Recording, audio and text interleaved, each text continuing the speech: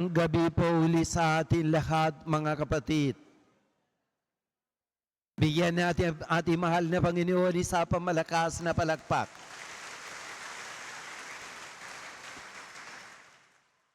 So gusto ko mag-congratulate sa inyo lahat na nag-survive po tayo hanggang ikalimang araw ng ating simbang gabi. 4 na araw pa, we will survive pa rin. Amen? Amen.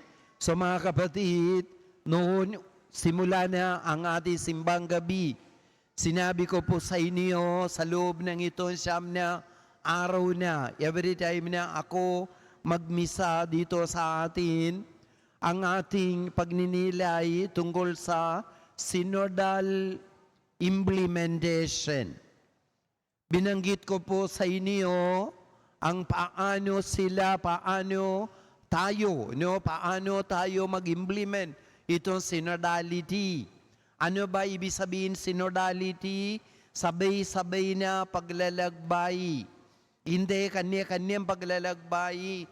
Kahit iba-iba ang itsura natin, iba-iba ang ugali natin, tayo mga kapatid, sama-sama po tayong ang ating paglalakbay patungong paghahari ng Diyos. Amen? That is why ang ating mga obispo, nag-recommend nila isang proseso. Proseso, paano tayo mag-implement itong synodality, paano tayong ating sabay-sabay na paglalakbay. Ito ang tawag natin na unang araw, binanggit ko sa inyo, ay sulong padayon. Pag-ulitin ninyo. Sulong padayon. Ulit. Padayon. Ulit-ulit tayo dahil one day pupunta si Obispo dito, Bishop Robbie Gaa, at tanong nila sa inyo, ano ba ang ating synodal implementation kung tahimik lang kayo? Kung sabihin nyo, hindi namin alam. Sabihin na yung Obispo, itong paring ito. So, ibig sabihin, hindi po ako sinabi sa inyo, huwag tayo nakalimutan. Ano nga? Sulong? Padayon. Opo, sulong padayon, ibig sabihin na sumulong. Padayon pa. Di ba na po? No? Huwag mo huminto. Tuloy-tuloy. Pero paano mga kapatid? May proseso pa. May step pa upang tayo ay para sa itong sulong padayon. Una po ay nakita natin nandiyan sa monitor. No po, no? Ano ba? Una mga kapatid? Tinik tawag. Pangalawa po ay tawid tanaw pala. Tawid tanaw. Pangatlo po, Pagtindig. tapak tindig. Very good. Pangapat, tipan. Tingnan niyo mga kapatid, tawag, tawid tanaw, tapak tindig. Then pagkatapos darating na tayo, nandyan sa ating tipan sa Panginoon. Kahit ano nangyari, tagulan, taginit, sabay-sabay tayo. Ito mga kapatid, ang ating synodal na simbahan. Sabay-sabay nga, walang iiwan, lahat po tayo. So unang proseso, mga step po mga kapatid, para dito sulong padayon ay tinik, tawag.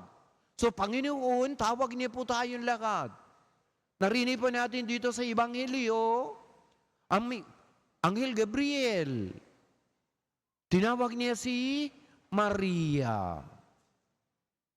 Isang ordinaryo na dalaga sa isang ordinaryo na lugar. Tingnan niyo si Maria,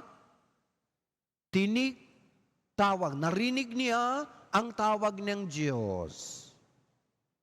Ganun din mga kapatid, tawag din niya tayo. Makinig natin ang tawag ng Diyos. Siguro minsan sa isipin natin, tayo, ordinaryo na tao ako. Pero mga kapatid, katulad ni Maria, tayong lahat po ay ordinaryo na tao. Galing sa ordinaryo na lugar na bagumbong.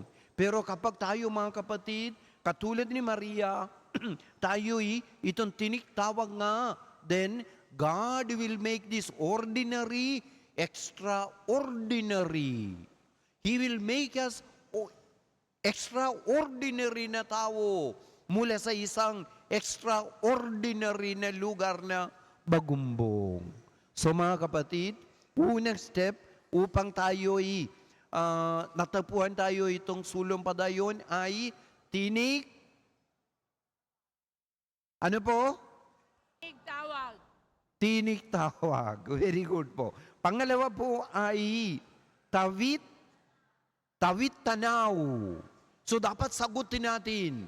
Alimbawa, kung pupunta ako sa bahay ni Doktora, siyempre kapag darating ako doon, sarado na ang gate or pintuan. Nandiyan ako sa labas. Doktora, walang sagot. Ano nangyari? Doktora, walang sagot. Anong gagawin ko? Uwi na ako dito? Hindi. Sigaw pa ako ulit. Doktora, sino yan? May sagot nga, di ba na? Tingnan niyo mga kapatid. Ako po, Doktora. Si Father? Opo. Masaya si Doktora. Tingnan niyo? Then tawid na nga. Di na. Buksan siya ang gate. Nagkwento na kami. Tawid tanaw. Bago, maganda ang tanawan. Mga kapatid, ito rin nangyari kay si Maria. Sinabi ni Anghel sa kanya, matuwa ka.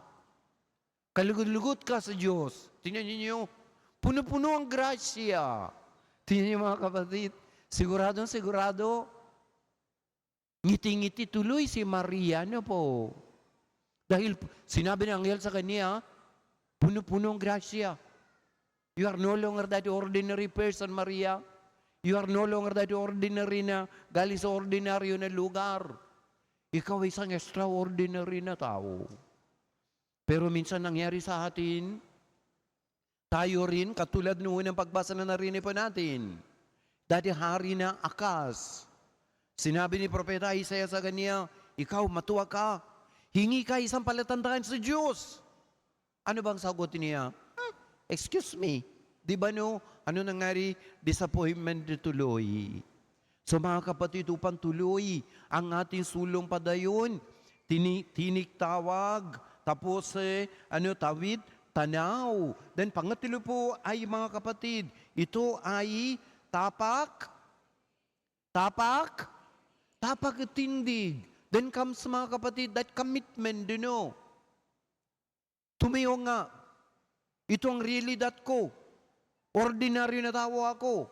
Marami mga tao na hindi masaya sa akin. Kahit ganun nangyari, mauupo lang ako dyan. Hindi po. Tuloy-tuloy po tayo ang ating paglalakbay. Kahit ano nangyari.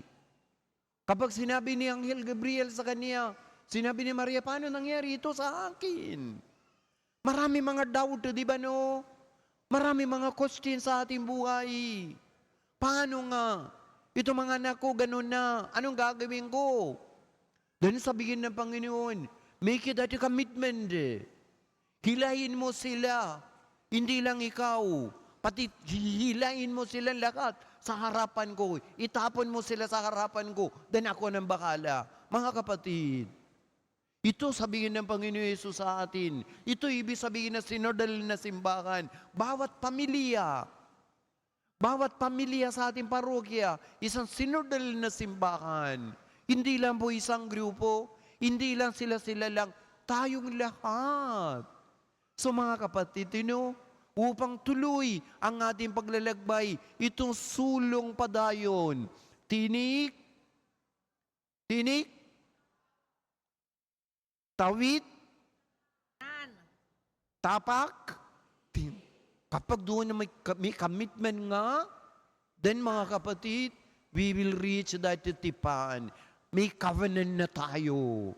Katulad ni Maria, sinabi niya, ako'y alipin ng Panginoon, mangyari sa akin ang iyong sinabi. Ngayon, sabihin ng Panginoon sa atin lahat, mga kapatid, upang tuloy ang ating paglalakbay. Sama-sama tayong paglalakbay. Ngayon, sabihin ng Panginoon, sana tayo rin, katulad ni Maria, sabihin din natin, ako'y alipin ng Panginoon, mangyari sa akin ang iyong sinabi. Amen? Amen? Amen. Sulong? Sulong? Padayon. Palapakan natin si Jesus.